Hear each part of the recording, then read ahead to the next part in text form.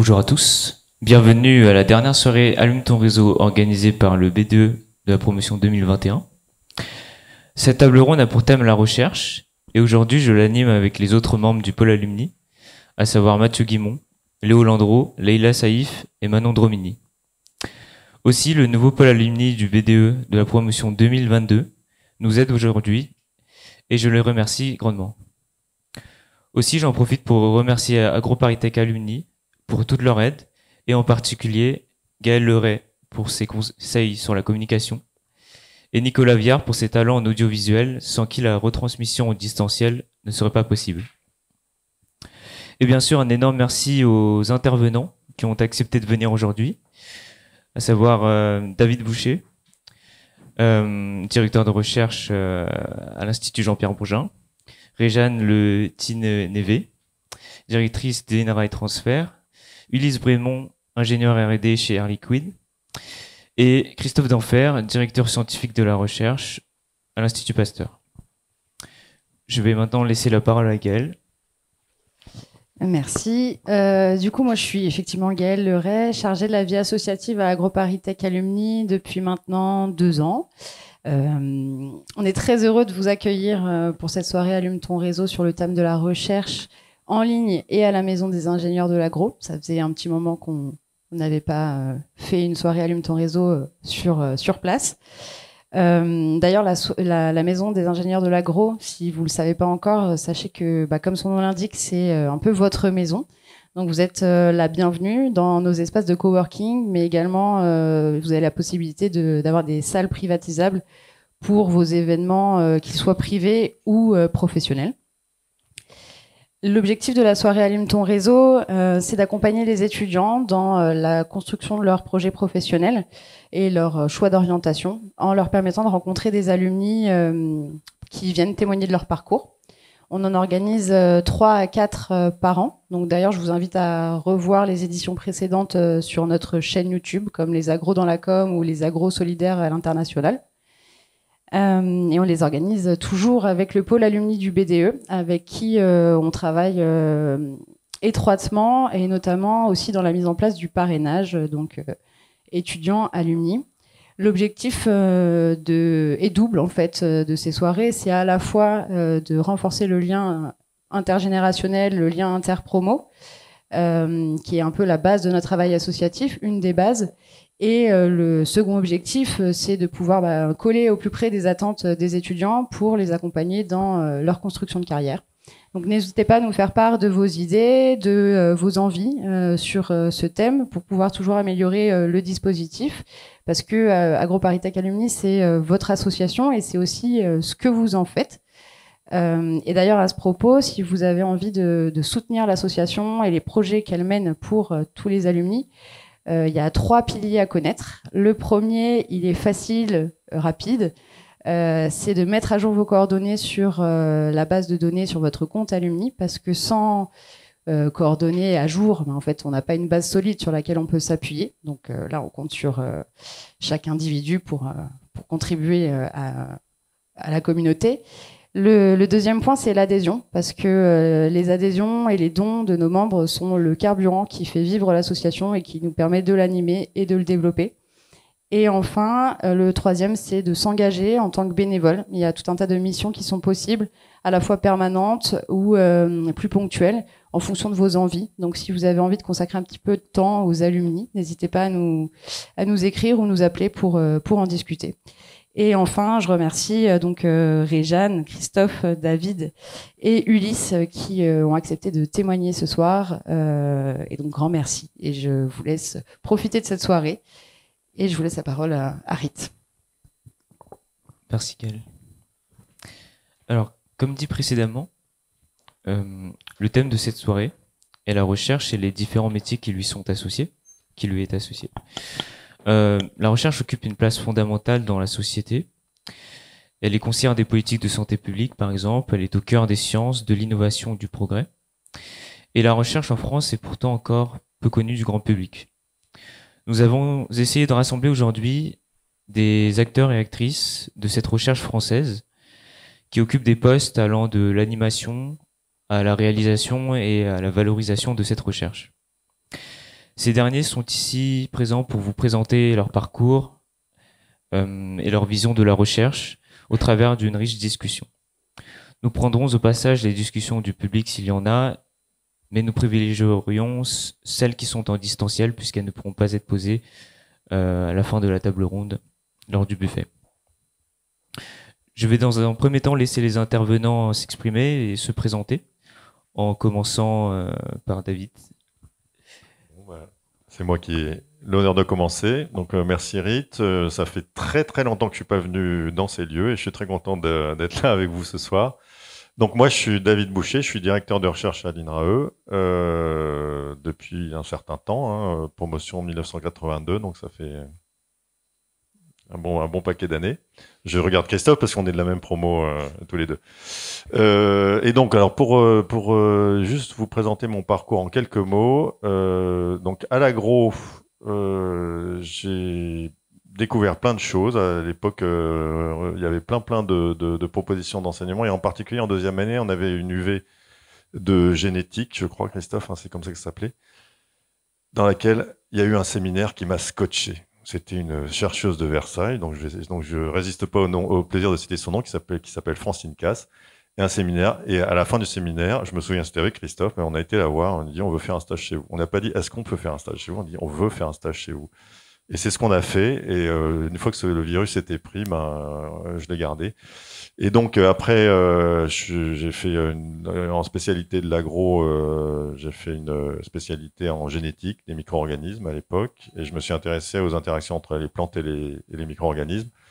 J'ai fait une thèse à Versailles de nouveau, puis un postdoc en Australie pendant 2 ans, et après j'ai été recruté à l'INRA. Affecté à l'INRA de Versailles, dont la spécialité est la biologie végétale, et depuis, j'y suis resté. Donc c'est un parcours vraiment extrêmement linéaire, comme souvent d'ailleurs dans des parcours de recherche publique, en tout cas. Et voilà, j'ai été après, il y a quelques années, j'ai dirigé l'Institut Jean-Pierre Vogin, qui est une grosse unité de biologie végétale, pendant une dizaine d'années. Et depuis 5-6 ans, je suis revenu à mes premières amours, je suis chercheur de base, et je me fais plaisir. Voilà. C'était mon parcours. C'est ça que tu voulais, Rite? Merci. On va passer à Réjeanne maintenant. Merci beaucoup. Merci de m'accueillir ici. Donc moi aussi, je suis très heureuse d'être en ces murs. Je n'ai pas venu depuis très longtemps non plus. Alors moi, je suis la promo 91, donc un petit peu après. Alors comment j'ai découvert la recherche? Moi, c'était en seconde année, entre la deuxième et la troisième année. J'ai eu la chance d'aller faire un stage aux États-Unis dans un laboratoire de recherche à l'université du Michigan. Et voilà, c'est comme ça que j'ai trouvé un grand intérêt et que j'ai choisi aussi ma spé. À l'époque, j'ai fait une spé biochimie à Grignon. Je ne sais pas si ça existe encore, donc j'étais retournée à Grignon. Et en troisième année, donc j'ai choisi de faire un stage dans un labo de recherche à l'INSERM, et j'ai fait une thèse à l'INSERM de Bordeaux, donc dans un secteur plutôt biotech. Donc pendant 3 ans, donc ça m'a beaucoup plu. Mais à la fin de ma thèse, je me voyais pas en fait rempiler sur des concours, un parcours sélectif. Donc j'ai choisi en fait de travailler dans un métier à l'interface entre la recherche et l'entreprise. Donc j'ai été consultant je suis rentrée comme consultant chez Alcimed pendant quelques années. Et là, on m'a donné un certain nombre de missions, donc toujours en lien avec la recherche, parce que ça avait quand même une connotation. J'avais travaillé dans ce domaine-là. Et voilà, on m'a souvent donné des missions en lien avec les labos, mais aussi en interface avec les entreprises. Et c'est là que j'ai découvert qu'en fait, que c'était vraiment quelque chose qui me plaisait beaucoup. Et ensuite, j'ai eu la chance de rentrer à INRAE Transfert. Donc, c'est une petite fille d'INRAE. C'est donc une filiale qui est 100% INRAE et qui s'occupe de toute la partie collaboration de recherche entre les laboratoires, les entreprises, transfert des résultats entre les labos et les entreprises. Et depuis, voilà, j'y suis restée aussi. Aujourd'hui, je dirige cette petite filiale. Et voilà, ce qui me plaît aujourd'hui, c'est vraiment de rester en lien avec la recherche. l'INRAE aujourd'hui, c'est une maison formidable. On n'a jamais fini de faire le tour de ce qui s'y passe. Et puis ce lien que j'ai avec le monde, la société, les sociétés, me plaît beaucoup aussi. Je vais continuer. Bonjour à tous, donc Ulysse Brémond. Je suis aussi très content d'être ici ce soir. Donc pour moi, c'est la première fois que je viens ici. Je suis pas diplômé de l'AgroParisTech, mais de Montpellier Supagro. Alors maintenant, ça s'appelle Institut Agro. Donc moi, je suis rentré à l'agro en 2012. Donc voilà, aujourd'hui, j'ai 29 ans. Et je travaille en R&D, donc chez Air Liquide, ingénieur R&D. Donc j'ai aussi un parcours en fait qui, enfin, quand je suis rentré, donc j'ai fait une classe préparatoire. Quand je suis rentré à Montpellier Supagro, je savais pas du tout ce que je voulais faire. J'avais pas spécialement identifié la recherche. Et moi, on va dire un petit peu l'élément déclencheur. Je suis parti faire un Erasmus aux Pays-Bas à l'université de Wageningen. Et donc, ce qui était intéressant, enfin, il y avait beaucoup de cours différents et j'ai notamment pris un cours sur environmental technology, donc avec voilà tout ce qui est des biotech appliquées à l'environnement pour la dépollution, et j'ai eu la chance en fait, un des professeurs m'a invité à faire un stage dans le laboratoire, et là ça a été, enfin voilà, ça m'a vraiment plu. J'ai poursuivi sur une césure où j'ai fait d'autres stages donc aux Pays-Bas et aussi en France, à l'INRAE, toujours sur des thématiques assez axées autour de la fermentation, piles microbiennes, enfin. Et donc en troisième année, dernière année, il y avait deux specs que j'avais identifiés à Montpellier Supagro Chimie Verte et à l'AgroParisTech, l'aspect biotech, donc qui est sans doute une transformation de, on va dire des specs qui ont pu exister par le passé. Et là aussi, donc c'était 6 mois qui étaient vraiment assez axé, on va dire, biotech rouge, donc tout ce qui est plutôt santé, pas vraiment environnement, mais il y avait quand même beaucoup de choses intéressantes.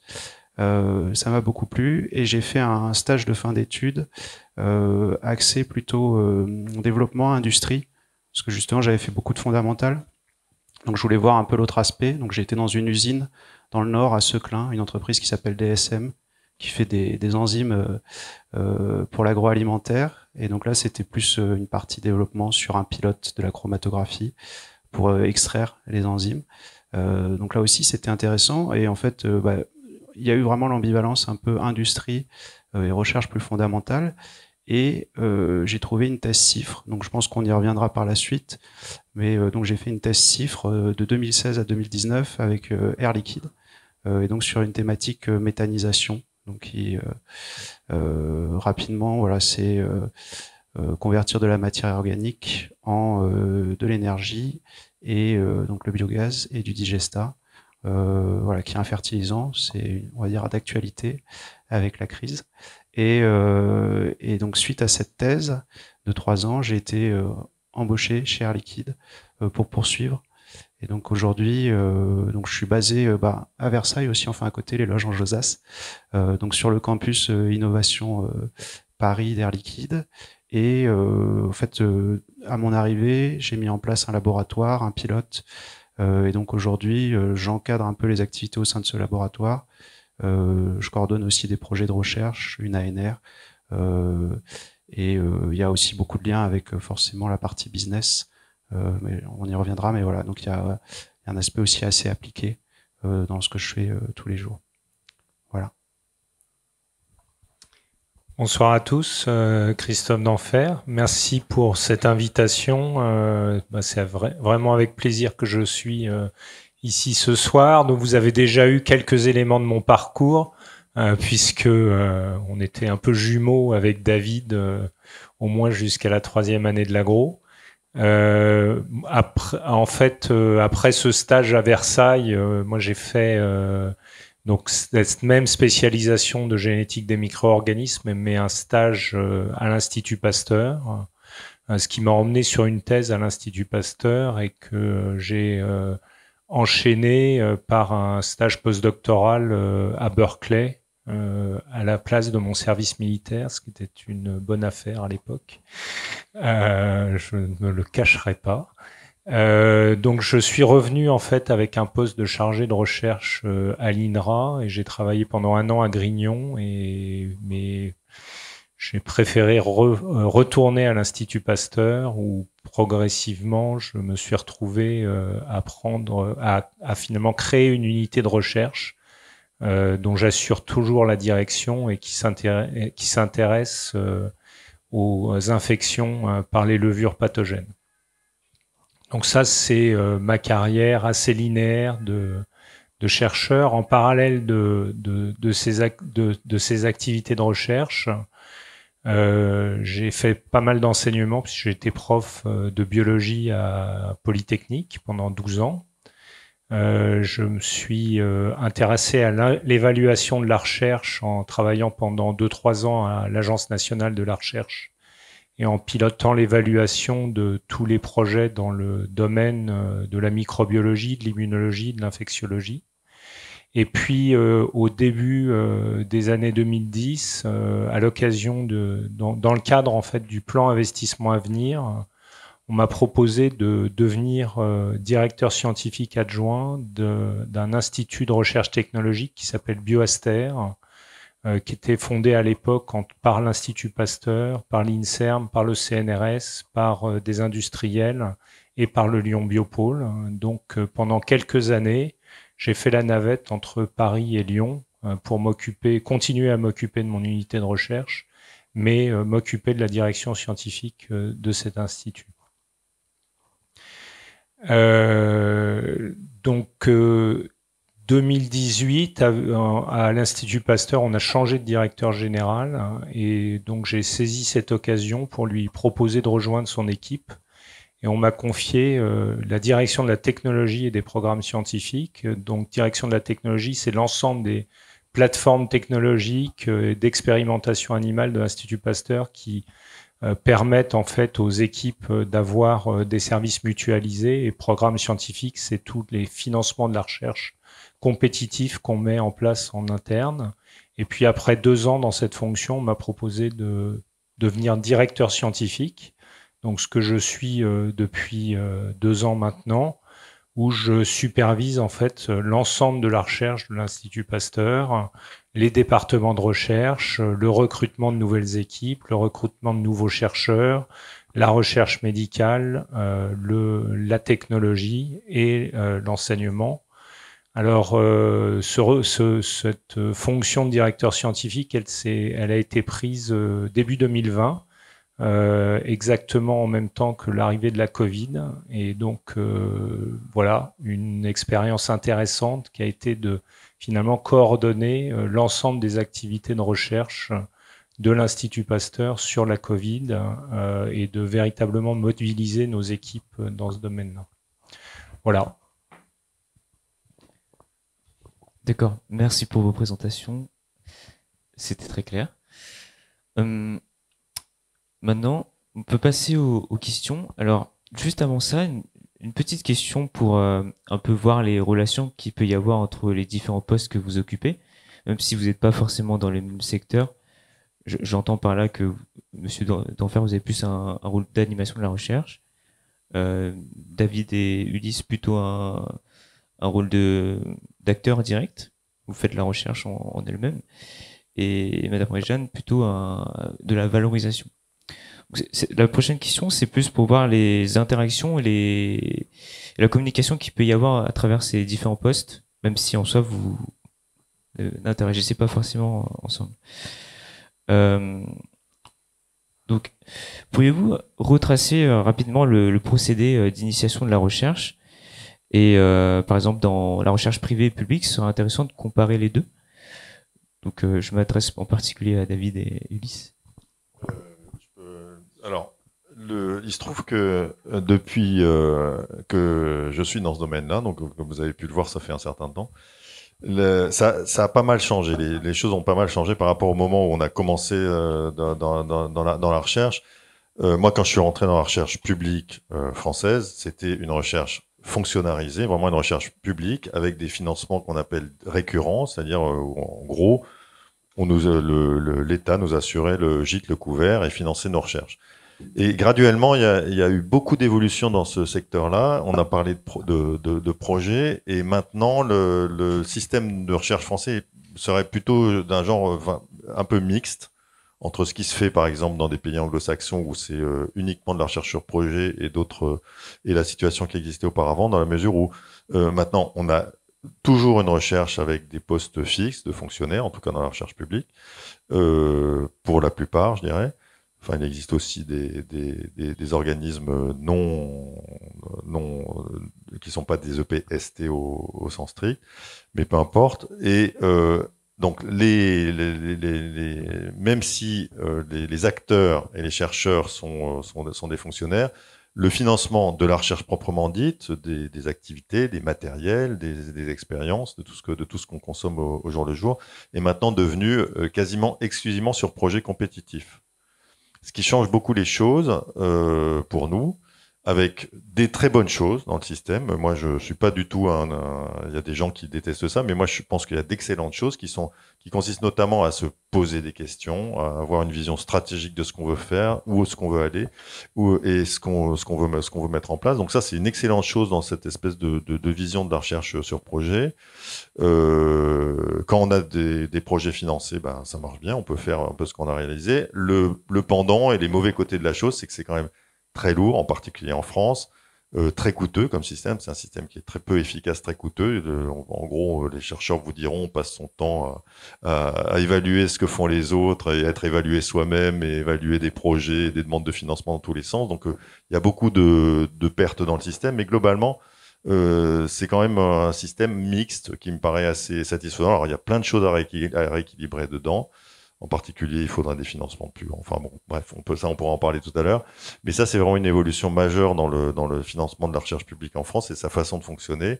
C'est cette espèce de mixité entre des postes fixes qui permettent de s'inscrire dans la durée, d'avoir des visions de long terme et des financements sur projet qui permettent un peu de mobiliser des ressources pour répondre à des questions qu'on essaie de poser le plus clairement possible.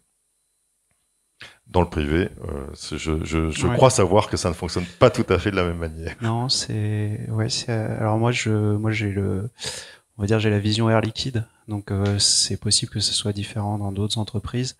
Le montage d'un projet de R&D chez Air Liquide, donc déjà ça part en fait de l'identification d'un besoin ou d'une problématique, soit en interne sur nos process, soit chez des clients. Et donc le rôle de la R&D, ça va être d'apporter une solution surtout dans le domaine généralement technique. Et donc on va en fait monter un projet. Donc c'est les objectifs de ce projet, la justification, les différentes étapes, bien sûr le budget, ce projet, finalement, on va en distinguer deux types en fonction. Alors voilà, nous, on est vraiment quand même assez liés au marché, donc en fonction du temps avant la mise sur le marché de la solution ou du produit. Donc on va en fait, si on est sur un temps long, on va avoir ce qu'on appelle les projets exploratoires. Donc on parle souvent en fait dans l'industrie, mais on le retrouve aussi dans les projets de recherche, le TRL. Donc qui est l'échelle Technological Readiness Level, donc qui est une échelle qui a été développée par la NASA, mise en place, et qui va de 1 à 9. Donc vraiment 1, c'est on a une idée, et ça monte donc jusqu'à 9 où on arrive à un produit qui est commercialisé et pleinement fonctionnel. Et donc il y a toutes les étapes en fait de développement qui vont de la preuve de concept au laboratoire. On arrive à le faire, c'est fiable, avec ensuite la montée en échelle progressive, les étapes de démonstration industrielle, industrialisation. Et sa commercialisation. Et donc ça, en fait, typiquement les projets exploratoires, on va jusqu'à on va dire la preuve de concept, donc TRL 1 à 3, et ensuite on va avoir des projets, on va dire à échéance plus courte de mise sur le marché. Donc généralement c'est, on va dire 3-4 ans, et donc là c'est ce qu'on appelle les projets clés, qui sont donc sur des TRL plus élevés. Où là on va être vraiment dans ce qu'on appelle la montée en échelle. Donc des TRL 4, 6, avec souvent des étapes pilotes. Et donc c'est un petit peu la distinction qu'on fait. Et ensuite, bien sûr, ces projets, donc on les dépose, et il y a des comités de financement. Donc on va devoir en fait être évalué. Donc c'est la même chose que dans le public, sauf que là c'est pas ses pairs, c'est ses supérieurs au sein d'Air Liquide, et donc qui vont juger de la pertinence en fait du projet. Et ça dès qu'on a par exemple un partenariat qui dure plus de 2 ans, ou alors on demande une enveloppe budgétaire supérieure à 100 000 euros. Donc voilà. Voilà, on a donc on peut être voilà, ne pas avoir le projet. Et ensuite, une fois que le projet est initié, on a des phases de suivi en fait. Donc on a un comité de pilotage et donc tous les 6 mois, généralement il y a un point sur l'avancée du projet, voilà. Et ces résultats et éventuellement voilà, on le réoriente en fonction des résultats, voire parfois dans certains cas, on l'arrête. Voilà. Donc c'est aussi, j'ai envie de dire, compétitif dans l'idée. Enfin voilà, il y a aussi à l'arrivée voilà, il faut prouver que ce sur quoi on va travailler, nos thématiques de recherche et de développement vont avoir un impact pour l'entreprise et pour ses clients. Voilà. D'accord, merci pour vos réponses. Une petite question qui suit. Est-ce que en quoi la direction, par exemple, d'un institut comme l'Institut Pasteur ou la potentielle valorisation d'un projet peut influencer justement l'évaluation de ces projets-là et leur validation et leur bon déroulement? Peut-être commencer au niveau d'un institut de la recherche fondamentale. Donc, les instituts de recherche ont des plans stratégiques. Donc déjà, il y a quand même des orientations qui sont données par l'institut. Un autre aspect, c'est dans le recrutement des entités de recherche. On recrute des nouveaux leaders de groupe et donc c'est une façon, d'une certaine manière, de sélectionner certaines thématiques qu'on veut porter, amplifier. Et puis, chaque institut a finalement des crédits dont il dispose et qu'il peut affecter sur des projets plus ou moins spécifiques, de façon plus ou moins compétitive. Donc là encore, c'est une façon d'orienter. Donc, pour prendre l'exemple de l'Institut Pasteur, on a un plan stratégique, on avait mis en avant les maladies infectieuses émergentes, ça tombait pas mal, la résistance aux antimicrobiens, les maladies neurodégénératives. Donc ça nous a amené en fait à d'une certaine manière tirer les équipes vers ce type de thématique. On a des programmes de financement de la recherche où on va aussi orienter soit vers ces thématiques-là, soit vers des projets qui sont plus des projets d'innovation. On va essayer de favoriser le continuum entre découverte, invention et innovation. Donc, on a en tant que direction d'un institut la possibilité d'orienter dans une certaine mesure la recherche qui se fait dans les différentes entités de recherche qui composent l'institut, même si on n'est pas complètement dirigiste, parce que ce que David expliquait, c'est qu'aujourd'hui, une grande partie de la recherche est faite sur financement compétitif. Donc, chacune de nos unités de recherche est d'une certaine manière une petite entreprise. On en finance une partie, mais le responsable de cette petite entreprise va chercher ses financements et a du coup une certaine liberté sur les orientations qu'il va donner à son équipe. Et ça, on va l'évaluer de façon récurrente tous les 5 ans pour savoir comment cette équipe progresse et est-ce qu'elle va dans la bonne direction. Alors juste pour compléter ce qui vient d'être dit, à INRAE, c'est la même chose. Il y a un plan stratégique qui se fait sur 5 ans. INRAE a même fait un plan qui s'appelle INRAE 2030, donc il essaye même de se projeter au-delà. Juste pour répondre à la question, est-ce que la valorisation quelque part dirige la recherche? Non, pas du tout. Enfin, c'est pas du tout l'objectif.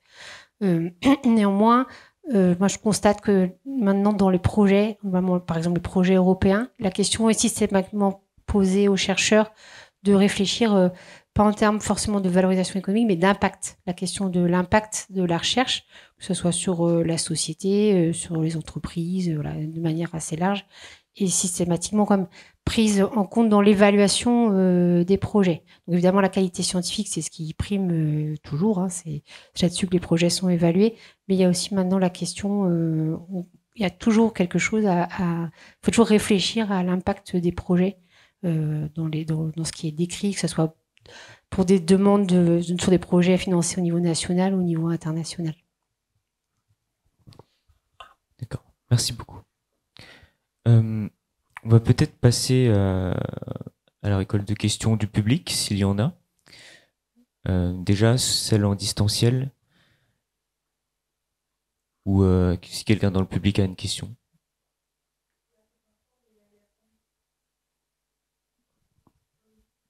De décalage. Ah, pardon. Bon, si vous avez des questions dans le chat, S'il n'y a pas de questions, on va poursuivre dans ce cas. vous pouvez poser les questions dans le chat et on va les retransmettre. Et dans le public, il n'y a pas de questions. Ok, très bien. Alors, vous avez dit des choses super intéressantes et je vois bien justement que dans la recherche actuelle, il y a aussi une influence justement sur les enjeux sociétaux que vous avez évoqués. Et c'est une question que je me pose et je pense que beaucoup d'étudiants se la posent aussi. C'est est-ce que justement la recherche, notamment, on va commencer par la recherche publique, elle est influencée par les décisions politiques. Vous avez parlé des programmes d'investissement à venir, par exemple, Christophe. Est-ce que vous pourriez nous en dire 2 mots là-dessus? Alors, j'aurais tendance à dire que oui, il y a une influence de la politique parce que finalement, nos instituts de recherche fondamentales sont pour certains, comme l'INRAE, comme le CNRS, comme l'INSERM, globalement financés par l'État. Pour l'Institut Pasteur, c'est à peu près 20% de 20% de financement de l'État annuel, plus tous les financements qui viennent de contrats qui sont financés par l'État. Donc il y a une influence. Maintenant, il y a un certain nombre de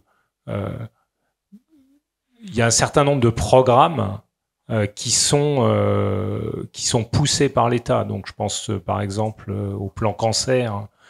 Et en ce moment, dans le contexte du plan de relance, là, on voit ça de plus en plus fortement. Donc, il y a ce qu'on appelle les programmes et équipements prioritaires de recherche qui véritablement vont orienter la recherche, je ne sais pas, sur la santé numérique, sur la bioproduction, sur les maladies infectieuses émergentes, sur l'utilisation du microbiote. Donc là, il y a véritablement une poussée en termes de financement de la recherche, non seulement sur des thématiques particulières, mais aussi pour que cette recherche puisse être, j'aime pas tellement le terme, mais valorisable. Donc, il y a des stratégies nationales d'accélération qui partent de ces programmes et équipements prioritaires de recherche et puis qui ont des strates qui vont de plus en plus vers l'innovation, la valorisation.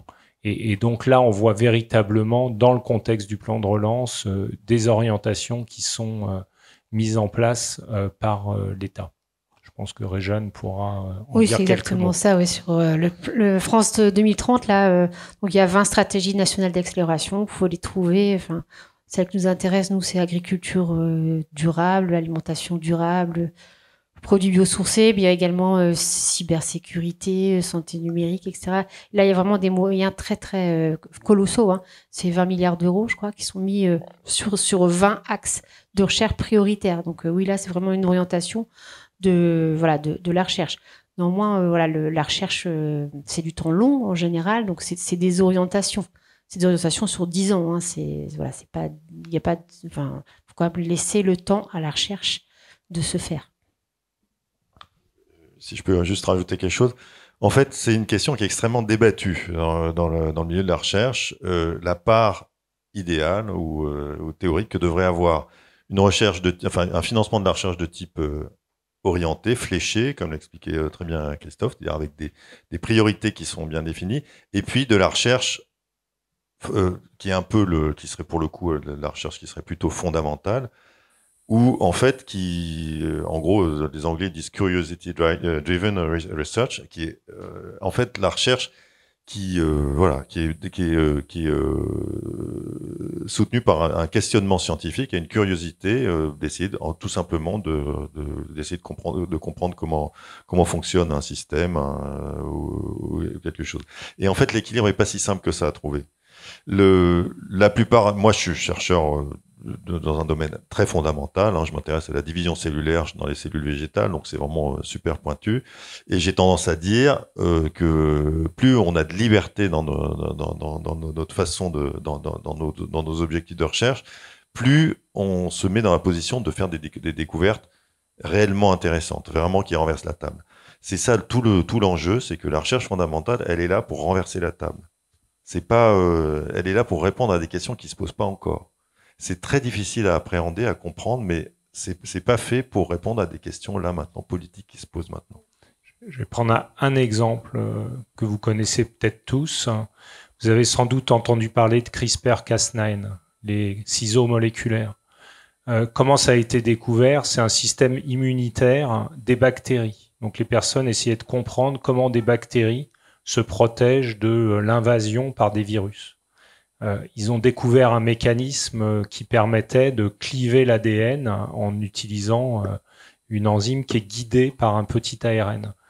La compréhension de ce mécanisme révolutionne aujourd'hui la manière dont on fait de la biologie moléculaire et va révolutionner l'ingénierie des génomes et la possibilité de guérir un certain nombre de maladies.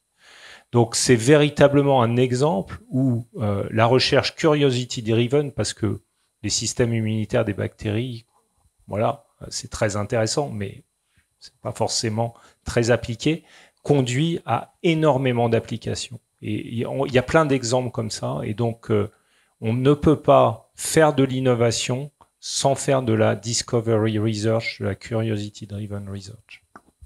Ouais, et d'ailleurs, quand on regarde les laboratoires qui ont donné naissance à aux plus belles innovations, start-up, tout ça, c'est souvent les laboratoires qui font la plus belle recherche fondamentale, ont les plus beaux impact factors au niveau des publications scientifiques. Je rejoins tout à fait ça. Enfin, les plus belles innovations, elles viennent de ces labos-là. Ouais. Mais est-ce que vous pensez que actuellement, on se tourne de plus en plus vers l'appliqué et de moins en moins vers le fondamental, puisqu'il y a de plus en plus d'enjeux sociétaux.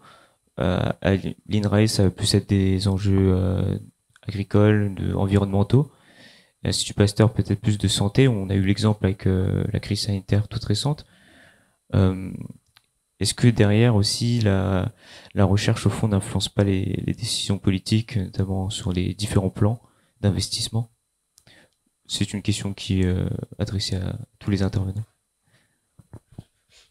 Je préfère laisser les autres répondre. Bon. Et évidemment, la recherche peut influencer la décision politique. Donc, dans le contexte de la crise Covid, vous avez la recherche, c'est essayer de trouver des vaccins, c'est essayer de trouver des diagnostics, mais c'était aussi faire de la modélisation de l'épidémie. Et donc, on a des chercheurs à l'Institut Pasteur qui, le matin, faisaient la modélisation de l'épidémie et l'après-midi faisaient partie du conseil scientifique et donnaient des conseils au gouvernement. C'est pas toujours des conseils qui sont suivis. Si ces conseils avaient été suivis, par exemple, au début 2021, on aurait été confinés et on aurait probablement eu moins de morts de l'épidémie.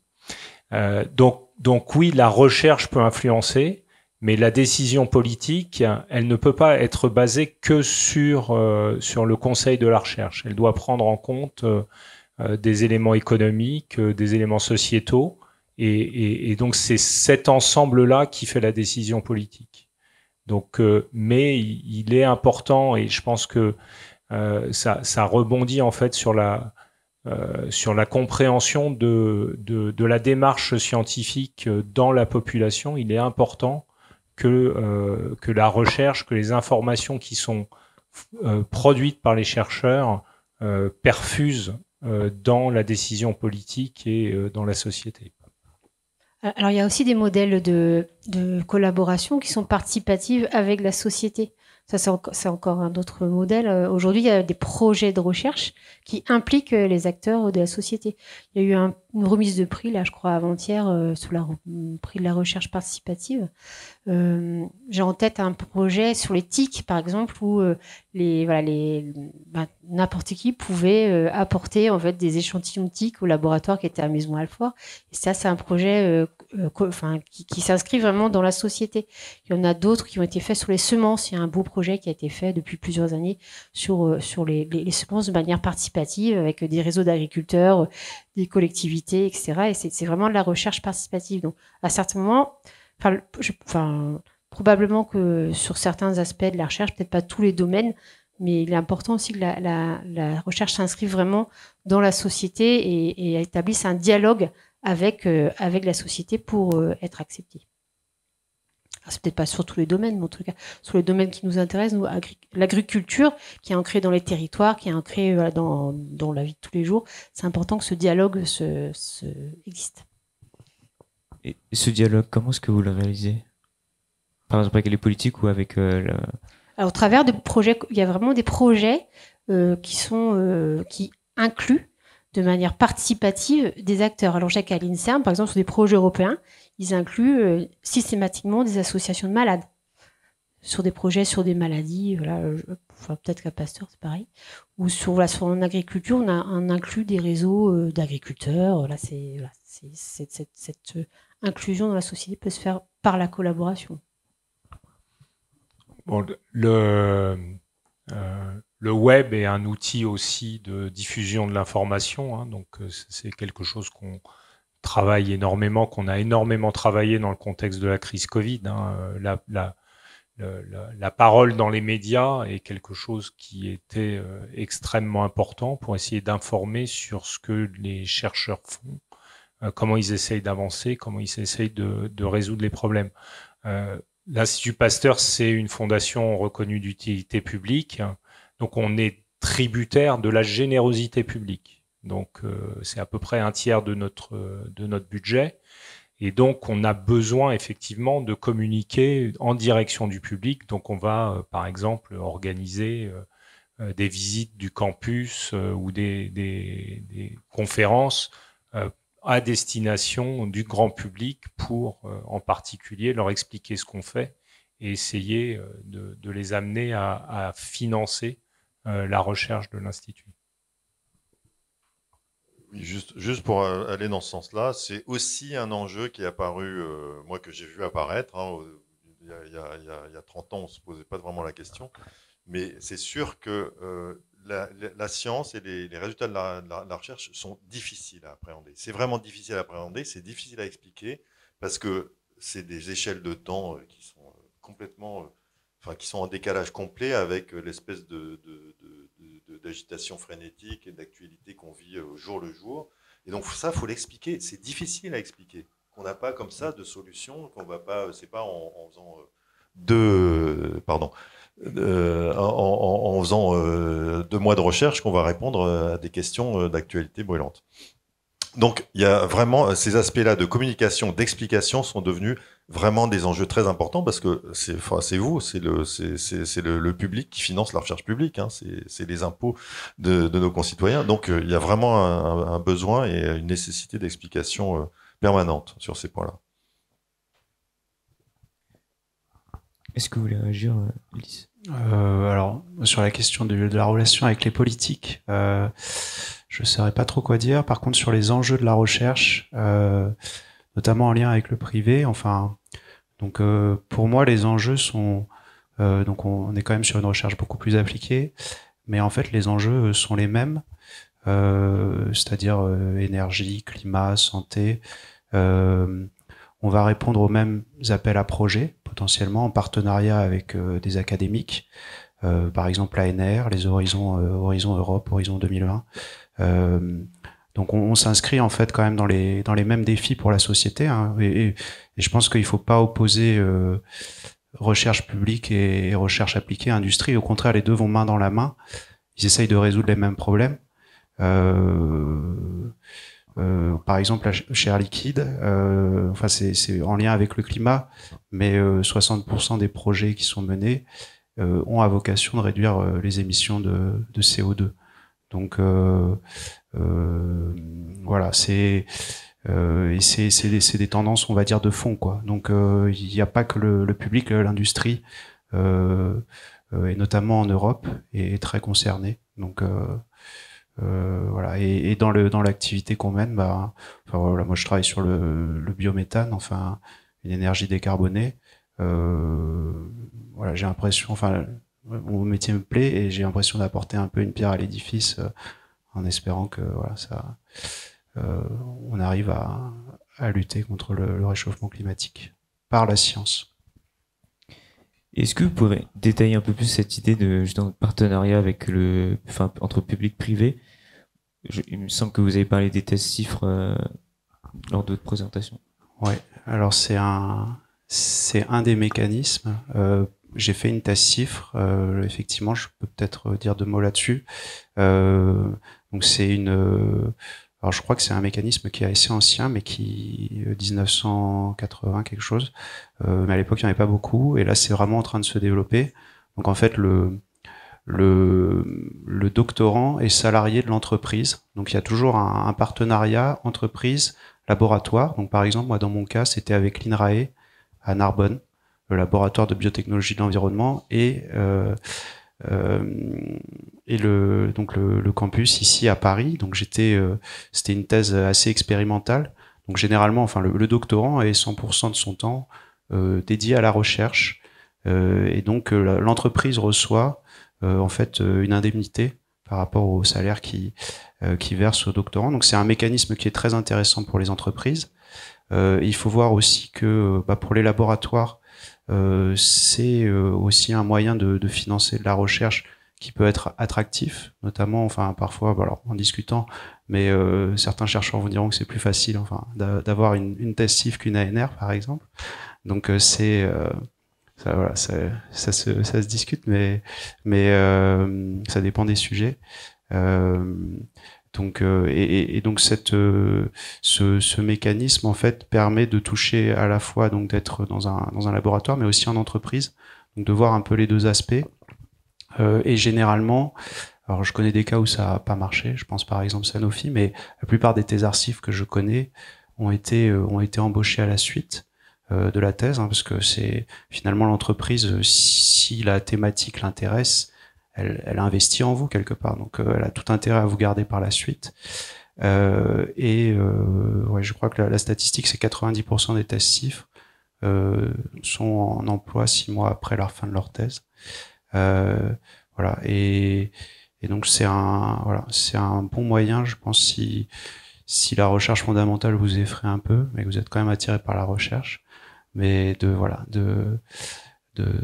faire ça. Et je crois qu'il y a un forum le 16 mars, forum CIFRE, voilà, où il y aura plus d'informations et sans doute des offres aussi. Mais voilà, moi j'ai beaucoup aimé ma thèse. Et dernière chose, on peut souvent, donc il y a cette histoire de propriété intellectuelle, puisque généralement donc c'est un accord entre le laboratoire et l'entreprise. Généralement ça dépend, mais l'API, enfin la propriété intellectuelle, est souvent partagée. Et donc on peut reprocher, on va dire, aux thèses CIFRE d'être assez axé valorisation sous forme de brevet, ce qui est la priorité. Mais en fait, si on se débrouille bien, et ça dépend un petit peu, mais on arrive quand même à publier. Voilà. Et il y a la possibilité donc quand même derrière si on veut revenir à l'académique, on se ferme pas la porte. Et voilà. Donc c'est un mécanisme vraiment intéressant. Merci. Une petite question plutôt destinée à Réjeanne, du coup. Ce partenariat entre le public et le privé, à quelles étapes du projet de recherche est-ce qu'il se met en place? Alors ça dépend de plein de choses en fait. Ça dépend de l'entreprise à laquelle on travaille. Une petite PME dans le domaine, alors on va reprendre l'échelle de TRL, donc de 1 à 9. En général, on sait qu'un transfert, ça se fait à niveau 4-5. Donc on sort du laboratoire public pour aller dans le privé à 4-5. Excuse-moi, est-ce que vous pouvez expliquer ce que c'est que le transfert du coup d'un projet? Le transfert d'un projet, c'est Alors, c'est le transfert du résultat qu'il y a dans un laboratoire souvent public vers l'entreprise. On appelle ça le transfert. Donc, l'utilisation d'un résultat, l'aboutissement d'un résultat dans un labo qui est utilisé alors souvent c'est à la suite d'une collaboration de recherche, d'une thèse CIFRE par exemple. Là, ça a dû être le cas. Donc, les résultats d'Ulysse qui ont été obtenus dans la thèse CIFRE ont été utilisés par Air Liquide. Donc, je sais pas comment ça s'est matérialisé. Il y a peut-être eu un brevet, une licence. Brevet, voilà. Et en plus, tu es allé chez Air Liquide. Donc, il y a eu un transfert total. Donc, ça, c'est le transfert, l'utilisation du résultat par l'entreprise. Et qui est matérialisé sous forme, souvent, d'un contrat de licence avec reversement de royalties en cas d'exploitation, s'il y a des produits qui sont vendus, etc. C'est ça le transfert. Et en général, on estime qu'un transfert, ça se fait sur l'échelle de TRL vers 4-5. Bon, c'est de la théorie, mais... Et donc, tout dépend de l'entreprise à laquelle on s'adresse. Il y a des entreprises qui ont et de leur appétence pour l'innovation, en fait, parce qu'il y a des entreprises qui mettent de l'argent dans l'innovation, qui ont un budget R&D, qui ont un budget recherche, qui vont investir dans de la recherche, même amont, même risquée.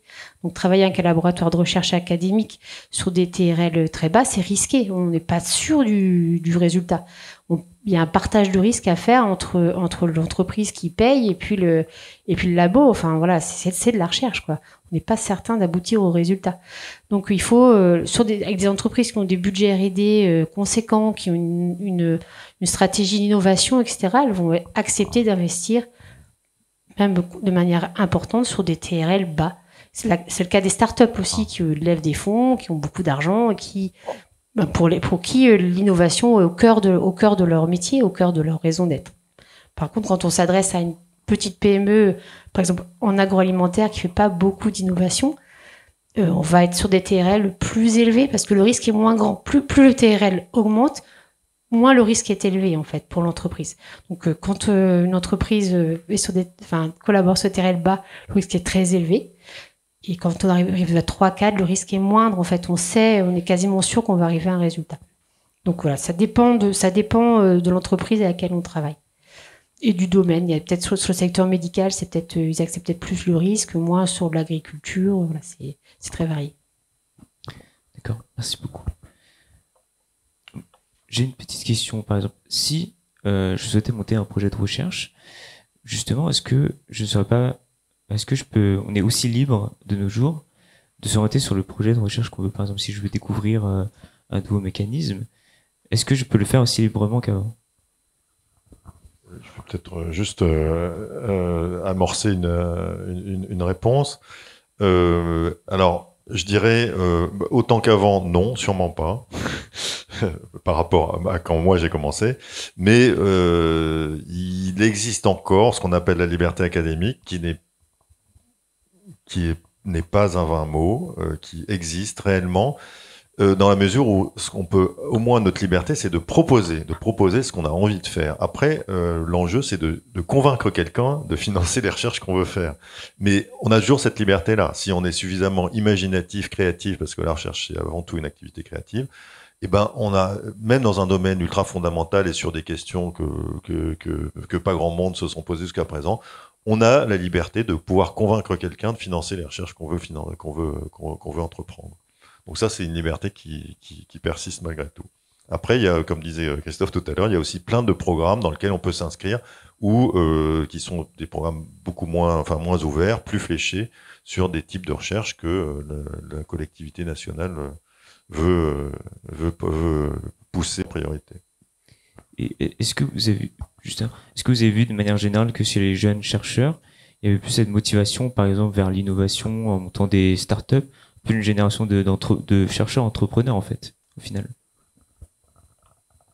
Non, je crois pas. En fait, devenir chercheur, c'est quand même quelque chose de compliqué. C'est beaucoup d'années d'études, souvent il y a des post-docs derrière. Voilà. Donc les chercheurs qui sont recrutés aujourd'hui, je donne juste mon avis, qui sont recrutés aujourd'hui au niveau académique, en tous les cas, voilà, ils ont derrière eux déjà un parcours de au moins 10 ans d'études. Et ils ont été recrutés pour être chercheurs. Ils sont recrutés sur un profil de chercheur. Ils ont fait des belles publications, ils ont d'expérience de thèse, une expérience à l'étranger. Et quand ils arrivent dans un laboratoire, c'est pas pour c'est pas pour créer leur start-up, c'est vraiment pour faire de la science. Ils ont aussi leurs preuves à faire, il faut qu'ils fassent leurs publications, voilà. À la limite, on a plus d'entrepreneurs chez les seniors, les chercheurs qui ont déjà fait leurs preuves scientifiques. Donc, on a une génération d'entrepreneurs plutôt après 50 ans, parce que ils ont déjà fait leurs preuves scientifiques, ils sont attirés par ce monde des startups. On en a quelques-uns qui se décident parce que ça les intéresse, ça les attire. Ils ont eu des exemples autour d'eux. Moi, je crois pas au fait que des jeunes chercheurs quittent tout d'un coup leur labo pour aller dans une entreprise, sachant que avec le statut de chercheur aujourd'hui, on peut pas faire les deux en même temps. Il faut soit rester public, soit démissionner et créer une start-up. Donc moi, voilà. Par contre, je pense qu'il y a matière à ce que des jeunes ou des moins jeunes, enfin des chercheurs, s'impliquent dans une création d'entreprise, mais en tant que conseiller scientifique ou en collaboration, etc. Mais nous, en tous les cas, à l'INRA, on ne voit pas beaucoup de chercheurs ayant quitté leur labo pour devenir entrepreneurs, qu'ils soient jeunes ou vieux. Ils participent à une création d'entreprise, mais ils ne quittent pas le labo. C'est un métier complètement différent, ça n'a rien à voir. En revanche, on voit beaucoup d'étudiants qui sortent de thèse, des thésards, des masters, des élèves ingénieurs qui ont envie de créer leur start-up et qui viennent voir des chercheurs. Qui, eux, ils portent leur start-up et ils collaborent avec un chercheur. Et ça, c'est des belles histoires. Moi, je partage cet avis. On a, nous, un certain nombre d'exemples de relativement jeunes chercheurs, hein, donc des chercheurs qui ont démarré leur groupe indépendant et qui, dans les 4-5 premières années, vont participer à la création d'une start-up, donc qui arrivent à mener de front la direction d'une unité de recherche et la direction scientifique d'une start-up qui est basée sur les découvertes qu'ils ont pu faire. Alors, bon, je pense à plusieurs exemples, hein, mais bon, un dans l'imagerie médicale, un sur l'utilisation de la technologie CRISPR. Donc, c'est des choses qui se font, mais c'est vrai que on ne les voit pas forcément faire le pas entre. Voilà, ils gardent leur activité de direction d'une unité de recherche à l'Institut et en même temps, ils sont impliqués dans une start-up. Et je pense que c'est assez intéressant quand même que le système leur permette de faire les deux parce qu'il y a finalement des allers-retours qui peuvent se faire entre recherche fondamentale et recherche appliquée et qui sont bénéfiques pour les deux mondes. Merci. Alors, selon vous, est-ce qu'il est encore pertinent de dissocier le fondamental de l'appliqué? Parce que j'ai plus l'impression qu'on tend vers une fusion un petit peu, ou peut-être juste une collaboration. Je dirais que c'est ni collaboration ni fusion, c'est un continuum. Donc, vous êtes dans un laboratoire de recherche, vous faites des découvertes. Ce qui est important, Pasteur disait que la chance sourit aux esprits bien préparés, c'est de s'en rendre compte que cette découverte, elle a un potentiel d'innovation. Et donc, toute la problématique, c'est de faire avancer la découverte de l'état de découverte à l'état d'innovation et à l'état de produit. Et donc, il y a de plus en plus d'outils qui sont mis en place pour favoriser cette transition, pour accompagner cette transition. Il y a encore un certain nombre, quelques années, c'était une difficulté. Il y avait ce qu'on appelait la vallée de la mort, où il y a d'un côté la recherche fondamentale et puis de l'autre côté l'industrie, et entre les deux, il n'y a pas d'argent pour faire avancer les projets. C'est véritablement en train de changer. Je pense qu'il y a un certain nombre de mécanismes gouvernementaux qui favorisent ça. Les instituts de recherche se mobilisent en fait pour favoriser cette transition et pour aussi aider finalement les chercheurs à faire avancer leurs projets vers l'innovation. Donc ça, je pense que du coup, voilà. Donc c'est pas, je parlerai pas en termes de collaboration, mais plus en termes de continuum. Je voudrais juste ajouter quelque chose. Sur ces aspects-là, il y a un point qui me paraît fondamental, c'est que la recherche, c'est vraiment une activité collective.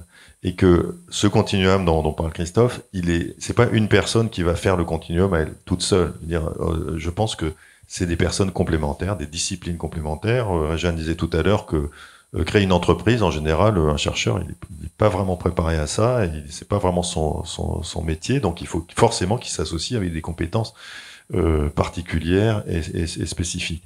Et donc ce continuum entre la recherche fondamentale et la recherche appliquée, je dirais qu'il est couvert par des collectifs de recherche, de valorisation et de développement éventuellement ultérieur. Très bien. D'accord, merci beaucoup. On va peut-être repasser aux questions du public s'il y en a. Il n'y a pas de questions dans le chat, donc on peut passer directement aux questions du public. Vous êtes bien silencieux aujourd'hui. Oui.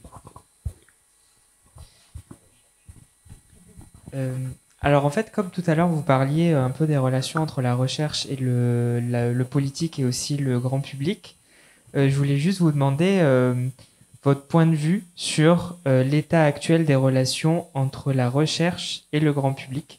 En particulier, on a eu quelques exemples récents, je dirais, avec par exemple le vaccin. Du coup, vous pensez quoi en fait? Est-ce qu'il y a des solutions éventuellement qui pourraient être apportées? Est-ce que vous pensez que la situation va s'améliorer? Parce qu'on a l'impression qu'il y a vraiment une dégradation en fait de la confiance du grand public en la recherche. Alors, on aurait pu croire, hein, par exemple au début de la pandémie, qu'il y avait une méfiance extrêmement importante, parce qu'au début de la pandémie, on pensait que il y avait à peu près 60% de la population française qui était anti-vax. Le résultat aujourd'hui, c'est qu'il y a 80 à 90% de la population française qui est vaccinée. Alors on lui a un peu forcé la main, hein. Mais bon, d'une certaine manière, cette vaccination, je pense que la population française l'a comprise, l'a acceptée, et finalement les anti-vax, c'est une toute petite marge. Il y a de l'hésitation vaccinale, c'est quelque chose qui a toujours été connu. Je pense qu'une des difficultés qu'on a rencontrées dans le contexte de cette crise, qui a beaucoup médiatisé la recherche, c'est en particulier le fait que il y a eu des débats scientifiques. Et il y a des débats scientifiques qui ont été mis sur la place publique, hein, en particulier par certaines chaînes d'information en continu qui ont besoin de vendre en fait ce genre de choses. Et ça, c'est un véritable problème, parce que la population générale est peu au fait de ce que c'est que la recherche, et que finalement la recherche, c'est aussi de la controverse. La recherche, c'est faire des hypothèses, c'est faire un certain nombre d'expériences pour tester ces hypothèses, aboutir à des résultats, et sur la base de ces résultats, construire de nouvelles hypothèses. Et donc, suivant les chercheurs, il y en a qui vont faire l'hypothèse A et l'autre qui vont faire l'hypothèse B, et il va y avoir de la controverse entre eux.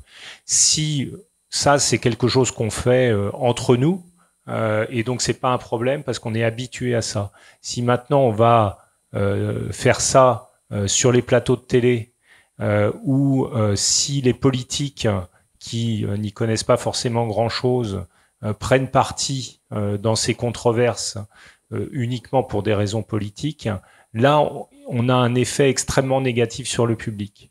Ce qui est intéressant quand même, c'est que malgré ces controverses, malgré ce qui s'est passé avec l'histoire Raoult par exemple, le public français a conservé une confiance extrêmement forte dans la plupart des scientifiques. Donc dans les études d'opinion qu'on a pu faire tout au long de cette crise pour voir un peu quelle était la réaction du public.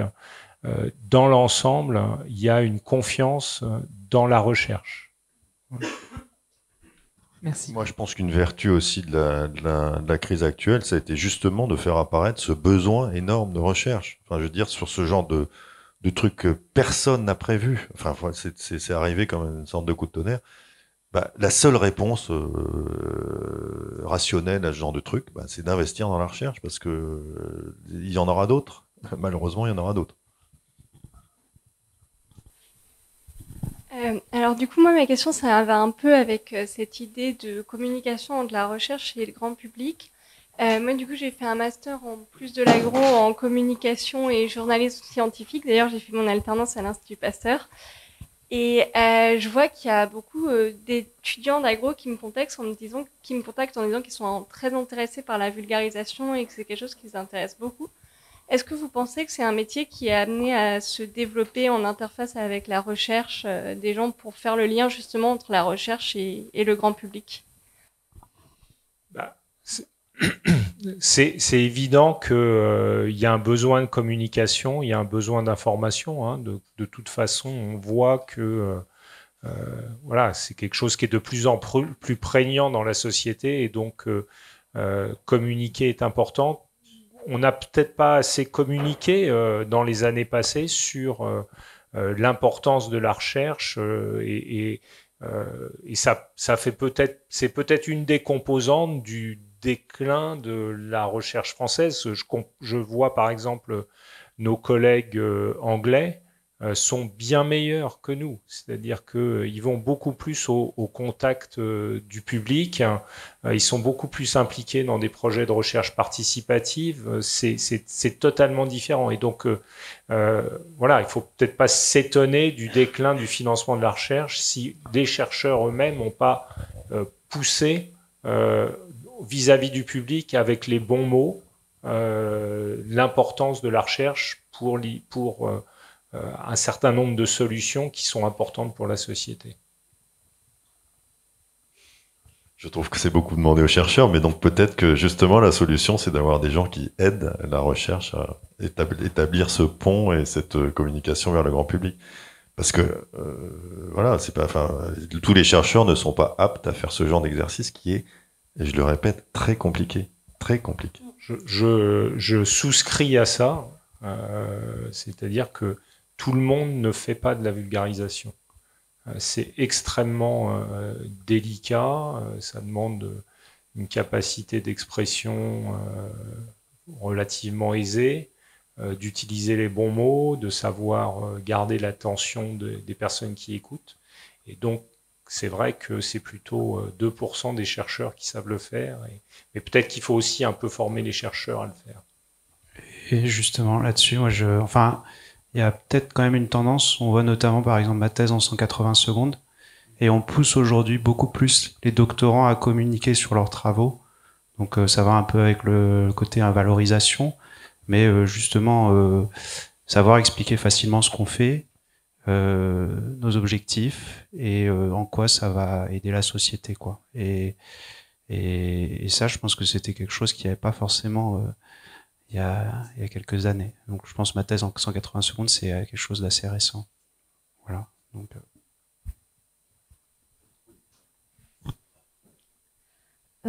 alors, oui. Alors ma question, c'était concernant quelque chose que vous aviez cité tout à l'heure, donc la recherche curiosity driven.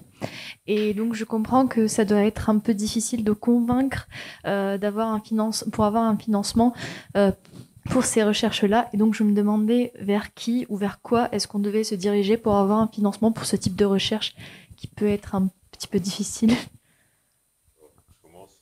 Voilà. Alors, heureusement, il y a des sources de financement pour ce genre de projet. Alors, Curiosity Driven, ça fait un peu, je fais ça pour m'amuser. C'est pas le cas, hein, c'est pas vraiment ça. C'est que le questionnement est avant tout scientifique et disciplinaire. Enfin, disons, c'est des questions qui émergent de l'état actuel des connaissances. Il y a des sources de financement, heureusement. Elles sont en général hyper compétitives, très difficiles à décrocher, mais aussi, il y a des programmes qui, dans ce genre de choses, qui financent très bien au niveau européen, au niveau international et même au niveau français. C'est tout ce qui va s'appeler en fait du financement blanc. Dans notre jargon, on dit c'est du financement blanc. C'est du financement sans étiquette accrochée où on nous dit quoi faire. C'est du financement sur lequel on est complètement libre de proposer ce qu'on veut. Après, c'est évalué. Il y a des panels d'experts, etc., qui vont juger de savoir est-ce que c'est une bonne idée, est-ce que ça vaut le coup de se lancer là-dedans. Mais heureusement, ça existe encore. C'est souvent le problème, c'est que c'est pas suffisant et que c'est très très compétitif. Donc avec des taux d'acceptation de l'ordre de quelques pourcents. Quelquefois, on hésite à se lancer là-dedans. Bon, je pense que c'est effectivement des programmes qui sont encore financés. Je pense, par exemple, à l'Institut Pasteur, on recrute ce qu'on appelle des groupes à 5 ans. Donc, c'est des chercheurs qui ont fait une thèse, un stage postdoctoral et qui viennent et proposent un projet pour développer un groupe de recherche. Et donc, on a recruté sur les 2-3 dernières années à peu près 6 groupes dans ce domaine-là. Il y en a un qui travaille sur l'évolution l'origine de la multicellularité. Ouais, c'est quand même très curiosity driven. Il y en a un qui travaille sur la paléogénomique. Hein, c'est comprendre en fait comment les maladies infectieuses ont évolué et donc il part chercher sur des momies en Afrique, en Amérique du Sud, sur des dents, il récupère le microbiote, il séquence et il trouve les génomes de bactéries qui existaient il y a 1000 ou 2000 ans. Il y a une troisième équipe qui travaille sur l'évolution de la menstruation chez les primates. Donc c'est quand même des projets qui sont extrêmement fondamentaux, plutôt curiosity driven, dont on peut espérer qu'ils vont nous apporter des connaissances importantes. Mais c'est pas ces 3 projets-là, moi je n'en vois pas les applications aujourd'hui, mais il y aura peut-être quelque chose de fantastique qui va en sortir. Donc c'est encore possible, c'est des chercheurs à qui on donne sur une période de 5 ans des budgets entre 1 500 000 et 2 millions d'euros. Ils peuvent recevoir des financements de l'Europe d'à peu près du même ordre. Donc oui, ce type de recherche est encore financé et c'est faisable d'être financé là-dessus.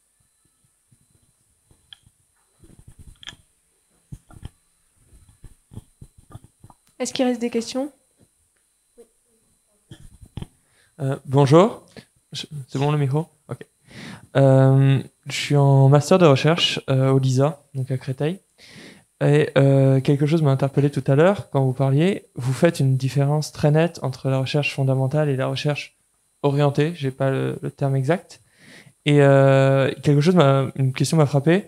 C'est est-ce qu'il serait presque contre-productif d'orienter la recherche avec des programmes avec des thématiques valorisables, puisque vous dites que la recherche fondamentale amène à plus de choses, à plus de découvertes, en tout cas un esprit plus ouvert.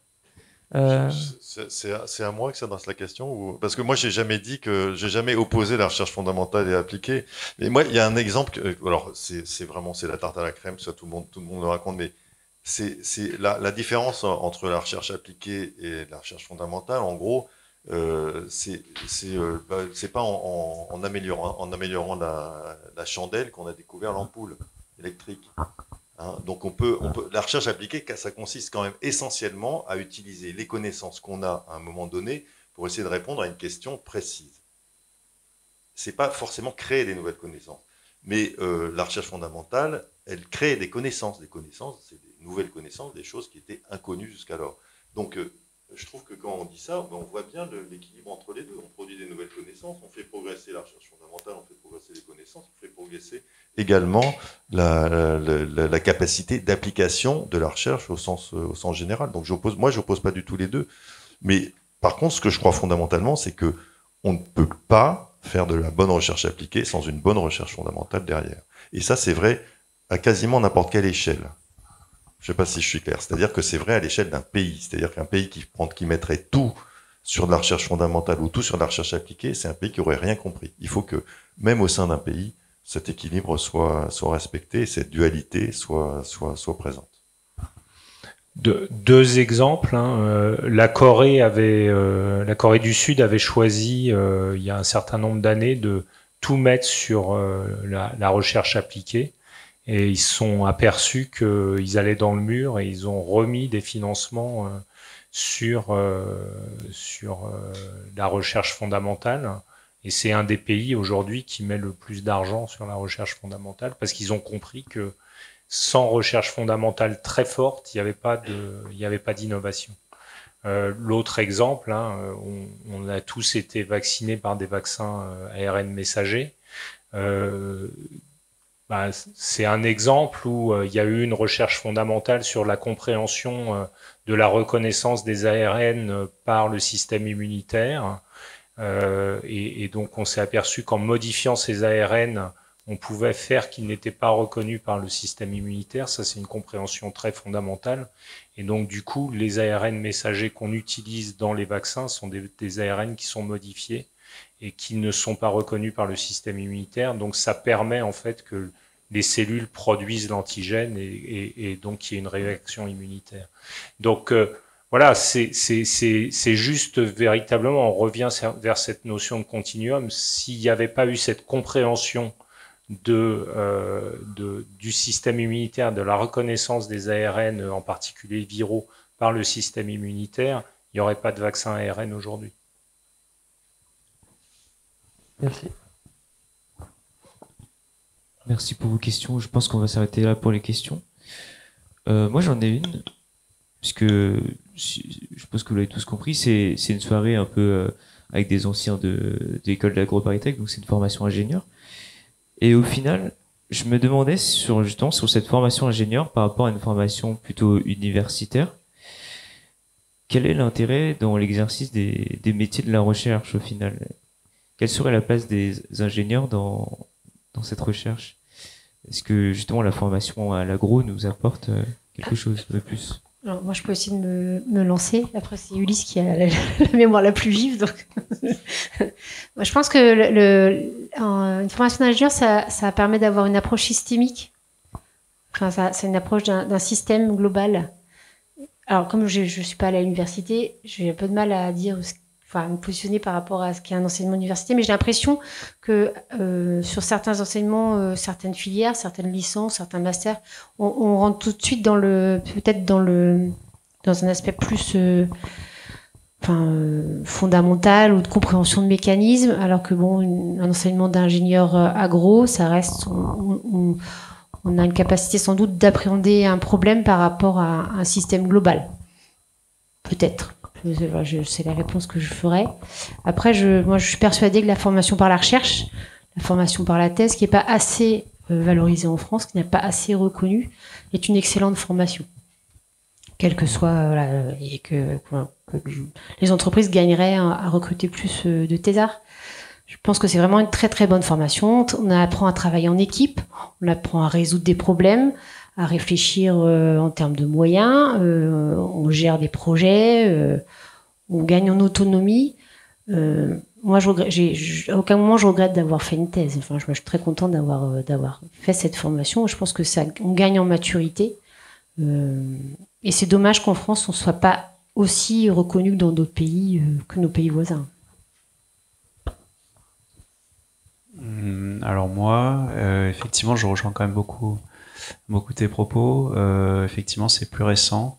Ça va par rapport à mes sujets, mes thématiques de recherche. La méthanisation, justement, on est sur il y a cet aspect à la fois énergie, une solution assez technique. Finalement, c'est un peu des usines à gaz, et en même temps, on touche au vivant, à l'agricole, à l'environnement. Donc c'est effectivement, pour le coup, voilà, ma formation d'ingénieur. Alors, j'ai pas fait l'université, donc je pourrais pas comparer, mais ma formation d'ingénieur, elle m'apporte justement des outils pour pouvoir, on va dire, naviguer dans des problématiques complexes avec plusieurs acteurs, On a parlé du public. Enfin voilà, il y a et cet aspect à la fois aussi très technique en fait. Hein, donc et la thèse, je trouve, est finalement assez complémentaire de la formation d'ingénieur. Enfin voilà, en termes de qualité développée.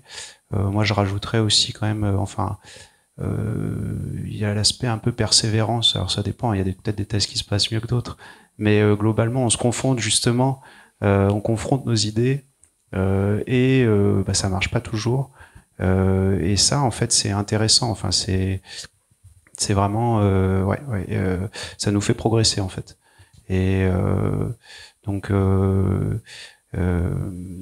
ouais, je trouve que effectivement, et surtout, ce qui est aussi agréable, c'est qu'on peut mener pendant 3 ans, ce qui est finalement, on l'a dit, hein, aujourd'hui on est sur une société très rapide, même après, enfin, en entreprise, tout est très rapide, alors que là, en 3 ans, on va pouvoir vraiment développer sa pensée, travailler sur un sujet, le retourner dans tous les sens, et finalement, l'objectif à la fin, c'est quand même que vous soyez expert sur cette petite thématique, mais que finalement vous la maîtrisez bien, et vous soyez capable d'en parler et que vous ayez fait avancer un peu les choses.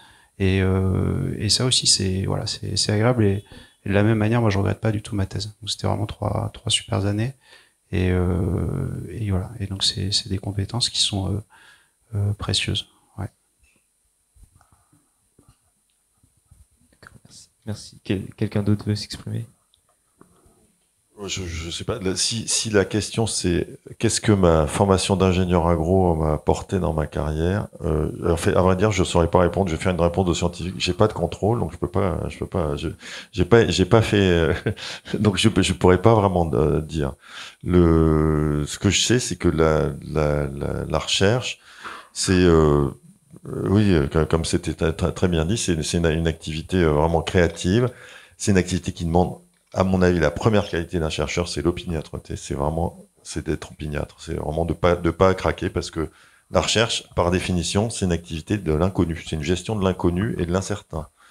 Et tout le monde, tout le monde n'est pas fait pour gérer l'inconnu et l'incertain. Il y a des gens qui sont très mal à l'aise dans ce genre de choses. Si on fait de la recherche, faut s'apprêter à affronter l'inconnu, l'incertain, de balancer tous ces résultats du jour au lendemain et de recommencer. Enfin, l'échec. Voilà, c'est la gestion de l'échec, hein, la difficulté de la recherche. Pour moi, c'est pas autre chose. Si on sait pas gérer ces échecs, c'est pas la peine de faire ce métier, c'est trop compliqué. Mais, qu'on soit ingénieur ou pas, c'est la même chose, à mon avis. Je sais pas vraiment quoi rajouter. Je pense que il y a en même temps, dans la formation d'ingénieur et dans la formation universitaire, des façons de travailler qui sont différentes, et on le ressent assez facilement chez les étudiants. Je pense que c'est une appréhension qui est différente des sujets qui leur sont proposés. Et donc, quelqu'un qui a une formation d'ingénieur peut être tout aussi performant en recherche que quelqu'un qui a une formation universitaire. Et vice-versa, c'est juste une façon d'appréhender les choses qui est différente.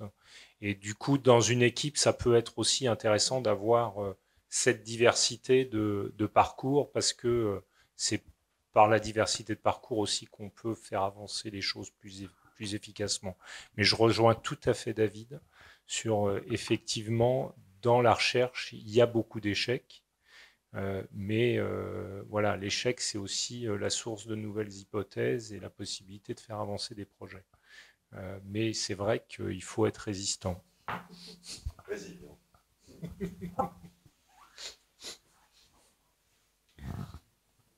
Bon, merci pour vos réponses, c'est très enrichissant. Alors, on approche bientôt à la fin de la table ronde. Je vais juste vous poser une petite dernière question. Si vous deviez imaginer vos postes actuels d'ici quelques années, disons 2030, et que vous avez des conseils à donner aux jeunes qui souhaiteraient se lancer dans la recherche, potentiellement à vos postes ou autres, quels seraient ces conseils-là, et en adéquation justement avec votre vision de la recherche dans quelques années? J'ai très envie de passer là sur cette question. Je crois que j'ai laissé Christophe répondre. Non, elle est super dure, hein, donc non. Je vais le tourner autrement. Je pense que la recherche, plus elle avance, plus elle est collaborative, plus elle est interdisciplinaire, plus elle est technologique. Et donc, c'est des éléments à prendre en compte dans une carrière. Je pense que la recherche qu'on faisait quand David et moi avons commencé il y a de très longues années est totalement différente. Elle était beaucoup plus... voilà, on était d'une certaine manière seul sur notre projet. Aujourd'hui, c'est plus jamais le cas. C'est-à-dire que beaucoup des expériences qu'on réalise, ce ne sont pas nous qui les réalisons, on les délègue à des plateformes technologiques. Donc, il y a aussi tout un travail de coordination du projet de recherche. Donc, voilà, c'est des évolutions. On est en train de voir aujourd'hui rentrer dans la recherche toutes les composantes d'intelligence artificielle, d'apprentissage profond, etc. Ça, c'est des évolutions qui sont en train de se faire et qui vont bouleverser notre façon d'analyser les données. Je parlais d'interdisciplinarité, les interfaces physique-biologie, mathématiques-biologie, par exemple, sont devenues de plus en plus importantes. Et c'est souvent là que les changements se font. La technologie évolue très vite. Il y a des nouvelles technologies qui arrivent, qui permettent de se reposer des questions sur des sujets, voilà, qui étaient un peu, qui avaient vu leur terme. Et puis il y a une nouvelle technologie qui arrive. On peut re-questionner le processus biologique. Voilà. Donc c'est difficile de dire ce que notre job sera en 2035. Ouais. Par contre, ce que je peux dire, c'est que il faut être prêt à, si on veut progresser dans la recherche, il faut être prêt à se saisir des évolutions technologiques, disciplinaires pour faire progresser les sujets. J'ai une question pour toi. Est-ce que tu t'es déjà posé la question combien de temps tu mettrais à faire la thèse que tu as maintenant, quand tu mettrais à faire la thèse que tu as faite? 2 semaines. Ouais, ben moi, je me suis posé la question, et c'est ça, c'est vraiment ça, une thèse de 3 ans d'il y a 35 ans. Ouais. Il me faudrait quelques mois pour la faire à l'heure actuelle. Mon premier article de thèse, j'ai séquencé 450 nucléotides. Ça a dû me prendre, je sais pas, 2 mois, et il y avait probablement 5 à 10% d'erreurs. On a fait une publication il y a 2-3 ans, on a publié 180 génomes de Candida albicans, qui est une levure pathogène. Voilà, c'est juste pour vous donner une idée de ce qu'on mettait dans un article il y a 37 ans. Et de ce que... Oui, c'est vrai. Je crois que c'est ça. Et de ce qu'on met aujourd'hui dans des articles. Donc c'est impressionnant, quoi. Impressionnant. Juste pour compléter, en fait, je pense que aujourd'hui les enjeux auxquels on fait tous face, hein, les enjeux environnementaux, de santé, les enjeux de climat, etc., sont énormes. On a vraiment besoin de la recherche. Enfin, la recherche sera vraiment un pilier fondamental pour faire face à tous ces enjeux. Il y a des très belles carrières en recherche. Les chercheurs vont avoir un rôle énorme à jouer là-dedans. Et je pense que la recherche sera participative, collaborative avec la société. Enfin, les enjeux touchent tout le monde. Donc, forcément, la recherche sera au milieu de tout ça.